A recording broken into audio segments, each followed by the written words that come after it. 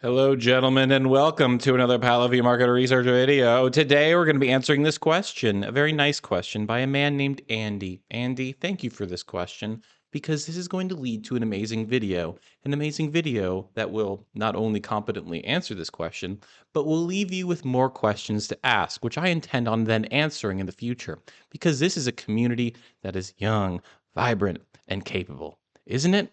Now let's continue to strengthen our skills, strengthen our perception as market participants, as masters of the universe at large. So let's read this quick. Andy Jiang 744. Hi, Nick. Thank you for your content. I find myself watching a lot of your videos, and I'm definitely impressed by your scope of understanding when it comes to the history and fundamentals of finance. Oh, so nice. You've definitely helped me educate me in areas I didn't think I needed an education in. Regarding the interest the federal government pays, do you believe that the Federal Reserve is lowering interest rates partially because the deficit is so large that we can no longer support higher interest rates for longer periods of time? What will happen if the interest rates are lowered, which causes less buyers to buy bonds, especially since China is dumping bonds and sees geopolitical risk in owning U.S. assets after the U.S. sanctions?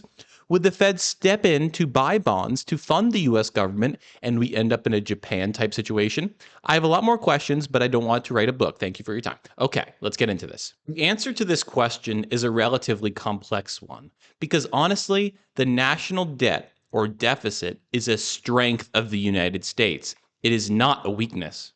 This is something everyone completely fails to understand because we undervalue and underappreciate our relative position of power in the world to an extreme extent.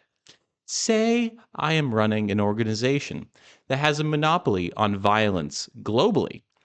I am going to make sure I am levered. I am so levered. Look at this ticker.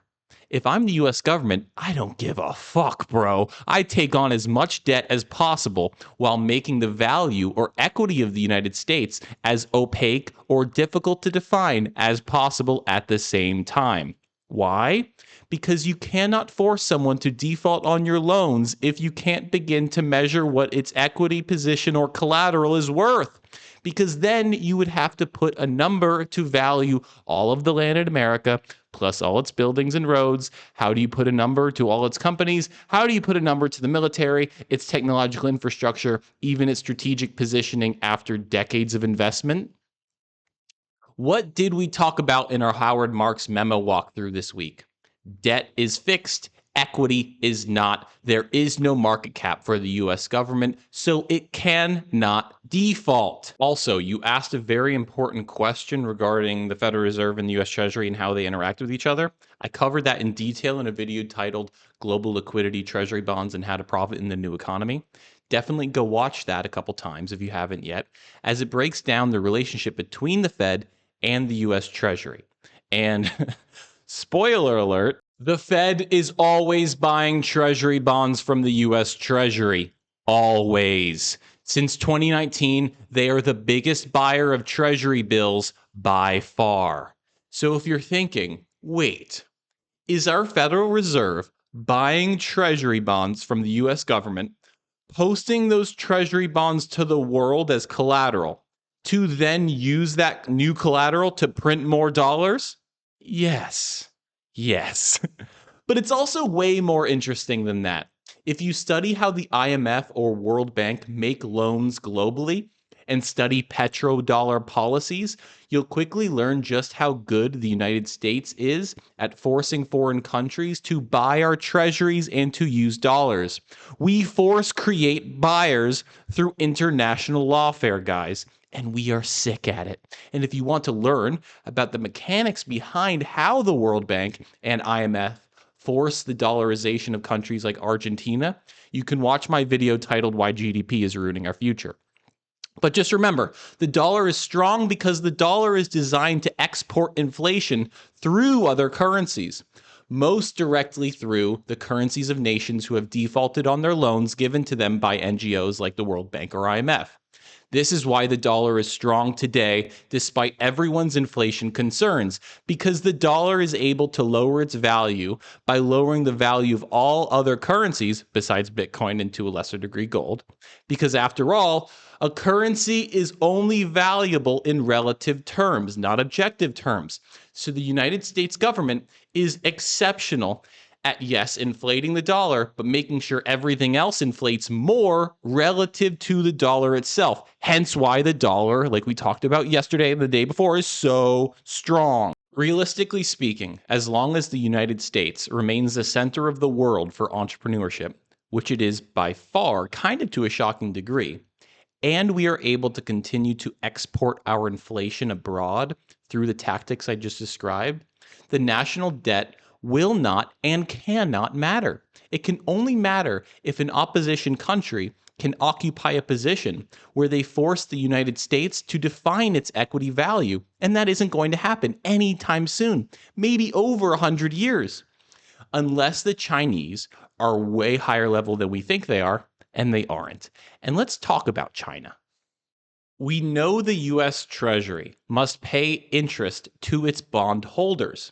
And we know that one of the largest groups of bondholders is, of course, the Chinese Communist Party. So when we distribute these interest payments, that includes interest paid directly to the Chinese government. One could easily make an argument that the US Treasury, through these interest payments, provides some of, if not most of the funding for the Chinese military, or any other government and or military that buys our treasury bills. But what's even more interesting is that the Chinese government understands that as bond purchasers, they do the same. They fund our military when they buy the treasuries in the first place. But I would like to remind you all that you do indeed live in a democracy, one where we can vote for how our representatives represent us. If we want to forgive ourselves of our own debt, because we do not want to continue to fund the CCP and its Uyghur concentration camps, we totally could. It is totally within our rights in the Constitution to forgive ourselves of our own debt. Not that we have to. We know the balance sheet of the United States government can operate at a deficit. We just don't really know by how much of a deficit and for how long. And our current strategic positioning would definitely allow us to get away with doing it today, and that might not be an available option tomorrow. And guys, keep in mind, this is the debt of the Department of the Treasury, which is the finance department of the federal government of the United States. It is a burden of the executive branch of government, not necessarily you and I. So do not worry about the debt ever again in your life. I hope you enjoyed today's video. We will pick this up again, I think tomorrow. We got a documentary coming out soon, guys. Let's get that going, huh? Maybe that'll be the next video. We'll see. See you guys. Have a great weekend and enjoy Halloween. Stay safe out there, okay?